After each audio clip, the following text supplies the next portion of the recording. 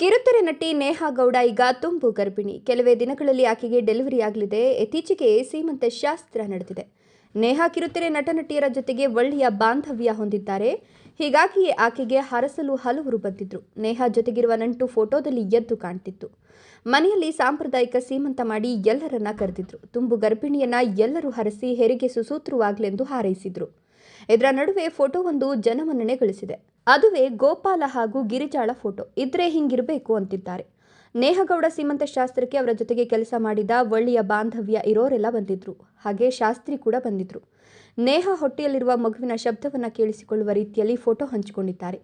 ತಂಗಿ ಗರ್ಭಿಣಿಯಾಗಿದ್ದು ಮಗುವಿನ ನಿರೀಕ್ಷೆಯಲ್ಲಿದ್ದಾರೆ. ಈ ಫೋಟೋ ಎಲ್ಲರ ಮೆಚ್ಚುಗೆಗೆ ಪಾತ್ರವಾಗಿದೆ. ನೇಹಾ ಸೀಮಂತಕ್ಕೆ ಸ್ವಲ್ಪ ತಡವಾಗಿ ಹೋಗಿದ್ರೋ ಏನೋ, ಕಾರ್ಯಕ್ರಮದಲ್ಲಿ ಎಲ್ಲಿಯೂ ಶಾಸ್ತ್ರಿ ಕಂಡಿರಲಿಲ್ಲ.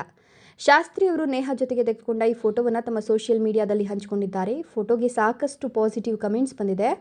ಶಾಸ್ತ್ರಿ ಹಾಗೂ ನೇಹಾ ಫೋಟೋಗೆ ಮೆಚ್ಚುಗೆಯ ಮಹಾಪೂರವೇ ಹರಿದು ಬಂದಿದೆ. ಆರಾರಿ ರಾರೋ ರಾರೋ ಹಾಡಿನ ಮಿಕ್ಸ್ ಮಾಡಲಾಗಿದೆ. ಅಣ್ಣ ತಂಗಿಯ ಬಾಂಧವ್ಯ ಅದ್ಭುತವಾಗಿದೆ. ಈ ಬಾಂಧವ್ಯ ಹೀಗೆ ಮುಂದುವರಲಿ ಅಂತ ಕಮೆಂಟ್ಸ್ ಹಾಕಿದ್ದಾರೆ.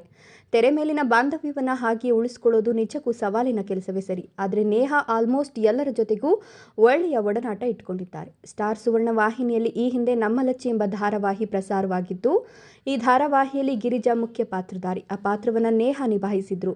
ಹಾಗೆ ಗಿರಿಜಾಳ ಅಣ್ಣ ಗೋಪಾಲ ತನ್ನ ತಂಗಿ ಅಂದರೆ ಪ್ರಾಣ ಬಿಡ್ತಿದ್ದ. ಗೋಪಾಲನ ಪಾತ್ರದಲ್ಲಿ ಶಾಸ್ತ್ರಿ ಕಾಣಿಸ್ಕೊಂಡಿದ್ರು. ಅಂದು ತೆರೆಯ ಮೇಲೆ ಇಬ್ಬರ ಬಾಂಡಿಂಗ್ ಹೇಗಿತ್ತೋ, ಈಗ ಧಾರಾವಾಹಿ ಮುಗಿದ್ರೂ ಆ ಬಾಂಧವ್ಯ ಹಾಗೆ ಉಳಿದಿದೆ. ಸೀರಿಯಲ್ ಮಾತ್ರವಲ್ಲ, ರಿಯಲ್ ಲೈಫ್ನಲ್ಲೂ ಅಣ್ಣ ತಂಗಿಯಂತೆ ಇರೋದಕ್ಕೆ ವೀಕ್ಷಕರು ಹೊಗಳಿದ್ದಾರೆ.